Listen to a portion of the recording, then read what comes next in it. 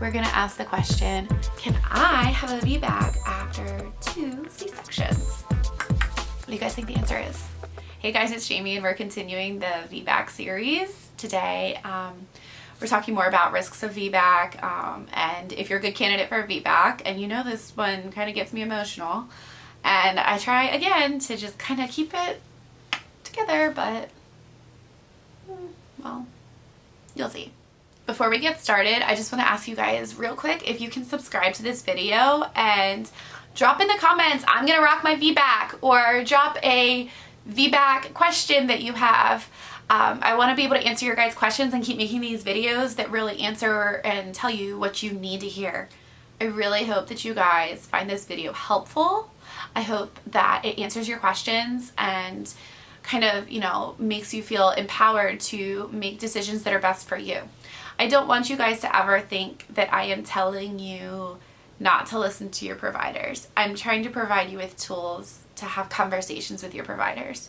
And I know that there's a lot of you out there who have similar feelings to me. So when I express my opinion, it is not to sway you in my direction. It is to tell you that it's okay to feel what you're feeling and that you're not alone feeling that.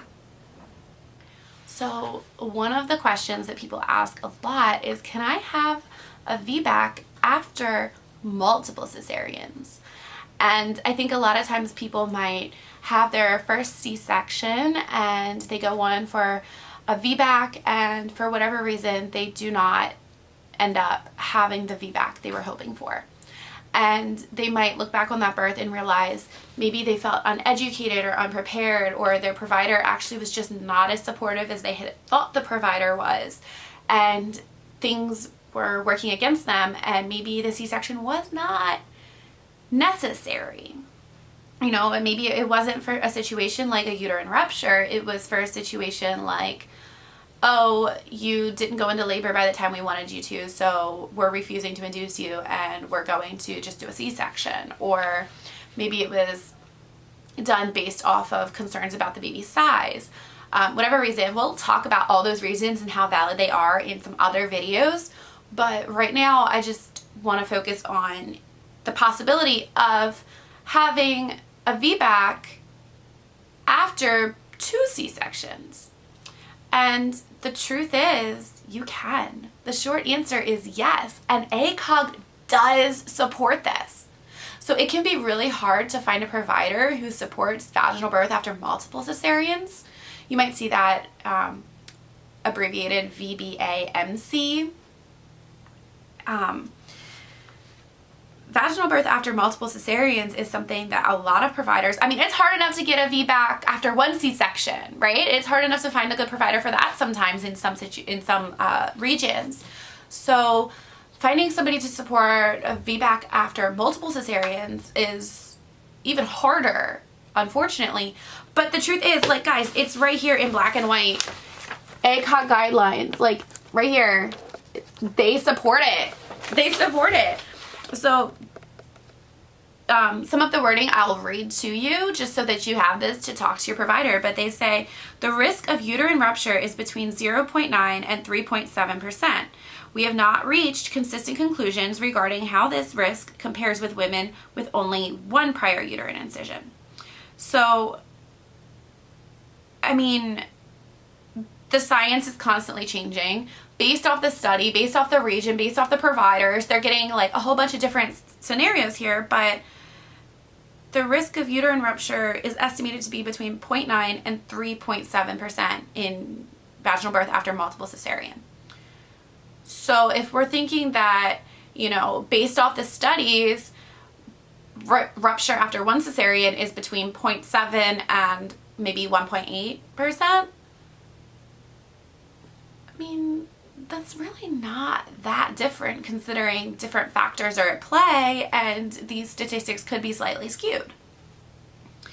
They go on to say that there were a couple different studies, and one study found no risk of uterine rupture in women with 1 versus multiple prior cesarean deliveries. So in the group that had multiple cesareans, and then went for a VBAC, the risk of rupture was about 0.9%, whereas in one previous C-section is 0.7%. And the other study noted a risk of uterine rupture that increased from 0.9 to 1.8% in women with 1 versus 2 prior cesarean deliveries. So some people might say, oh, your risk doubles, and okay, 0.9 to 1.8, yeah, the risk doubles, but it's still a 98% chance of not rupturing. I mean, for me and my personal feelings, like, that's a risk worth taking for me. It might not be for you, and that's completely understandable, but realize that you still have a 98, a 97, 98, 99% chance of not experiencing a uterine rupture after two previous C-sections. They go on to say, additionally, retrospective cohort data have suggested that the likelihood of achieving VBAC appears to be similar for women with 1 previous cesarean delivery and women with more than 1 previous cesarean delivery. Given the overall data, it is reasonable to consider women with 2 previous low transverse cesarean deliveries to be candidates for TOLAC. So, if your provider supports vaginal birth after cesarean, it doesn't matter if you've had 1 or 2. You can still go for it. You are still medically backed by the big medical community. Like, guys, again, like, I don't want to be thought to be one of those doulas that's just like pushing the medical agenda, because I'm so far in the opposite direction. Like, I'm telling you, this is the language that they're speaking. So if you're choosing to birth within the medical model, but you're wanting a very like holistic approach, then you need to be able to speak their language, right? You need to be able to know what they're thinking. You need to understand the other side. So that's what I'm trying to get at here, is like, I'm trying to help you guys understand the other side. And the other side always wants to use these fear tactics, and like their own governing body, ACOG, right here in black and white, says you can try, you can reasonably try for a TOLAC after multiple cesareans. So, I mean, that's when we start thinking about like provider biases and stuff, right? Because is this like, this fear of vaginal birth after multiple cesareans and this refusal to support that, is that really based off of medical evidence? Like, is that based off of real science, or is it based off of litigation? Concerns for being sued, or just personal biases, or having had a bad experience and projecting that onto all of your patients? Like, I'm really curious to know why some providers are not using their own guidelines when it comes to VBACs. I mean, there's some things with this that I personally don't agree with in the ACOG documents, like the ACOG guidelines. And I mean, okay, who am I? Like, I'm not a doctor. This is the ACOG Practice Bulletin, the 2017. There's some things I don't totally agree with their recommendations, but when you read through it, with almost every concern, at the end of the day, they say, you know, it's up to the patient, it's up to the mother, it's up to the parents to make a decision on which risk is best for them. And that doctors don't really have a right to tell them that their decision is wrong. That your job as an OB is to support your client, or help them find somebody who will. Not to manipulate them. Like, it literally says in here, not to use coercion, not to use manipulation. Like, those words are in this document. So why are so many providers doing it? Why are so many providers telling moms, no, you can't have a VBAC after multiple C-sections? Because you know what else happens? You know what the results of that is? The result of that is somebody either ends up with a whole bunch of C-sections, which science shows is extremely dangerous for the mother and baby as with each C-section. Now, some of you will have great C-section stories and will come back and say, I had 7 C-sections and have absolutely no negative side effects. Great. I'm happy for you. I really am. But there are people on the other side who have had 2 C-sections and they have fallen in that statistic of increased risks. So, and like, they were unnecessary. Like it was just like, oh, you had a breech baby, so you get a C-section, and now you get a second C-section and a third C-section, and lose your uterus because of it. Like none of that was necessary because nobody even let them try for a VBAC. And that's what I'm talking about here. That is the concern that I'm talking about here, is when women's choices are being taken away in birth based off of fear, not based off of science. That's where my problem lies.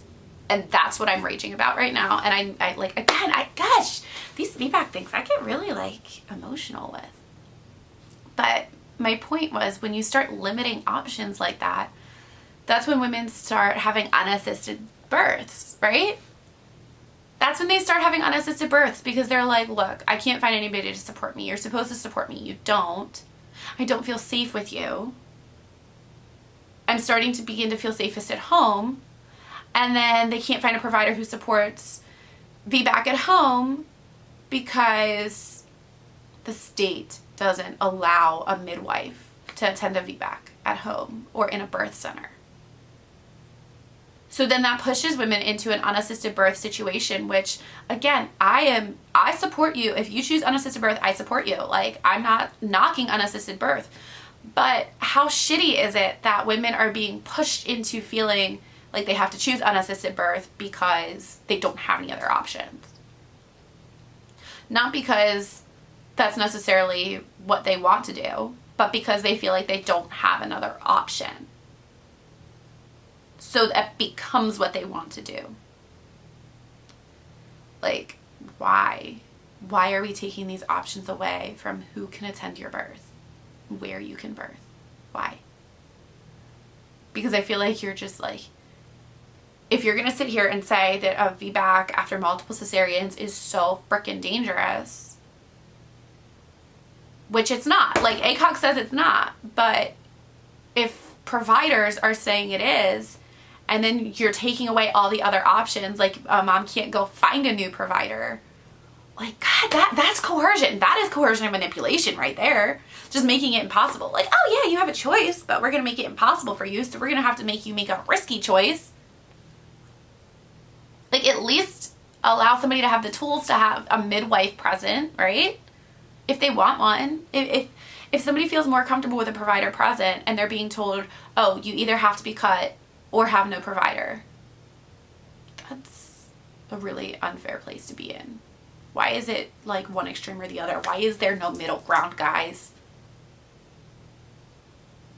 Why is there no middle ground when ACOG literally says that this should be supported? They literally say that it should be supported. So why is it such a fight? Why is it such a fight? Whatever happened to evidence-based care? What happened to it? If you guys liked this video, if you found it helpful, go ahead and click like. If you could go ahead and subscribe for me, I would really appreciate that. That helps me to reach more families. It helps me to be able to keep making these videos. So go ahead and subscribe. Tell your friends to subscribe. You'll keep getting VBAC series updates, as well as other birth tips, tricks, breastfeeding tips and tricks, and conversations for new moms. Also, I really want to start showcasing your guys' VBAC stories. So if you had a VBAC or you attempted a VBAC, I want to hear your story. I want to talk about VBACs. I want to talk about VBACs in hospitals, out of hospital, assisted, unassisted. I want to talk about if you tried a VBAC and you ruptured. Like, I want to hear your story, because there's going to be moms who need to hear that story. I want to talk about your VBAC that ended up in a C-section but wasn't because of a rupture. Like, I want to talk about your stories. So guys, in the comments, let me know your story. I want to hear your story.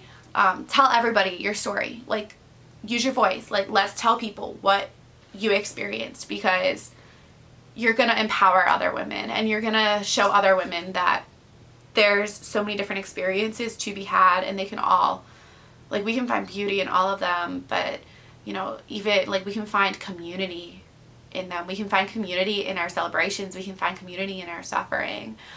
We can find community, and I want you guys to do that. I want you guys to build a community around your VBAC stories, no matter how they turned out. I keep rambling. Can't stop rambling. I just like word vomit, guys. I'm glad you guys stick around and listen to my blah blah blah.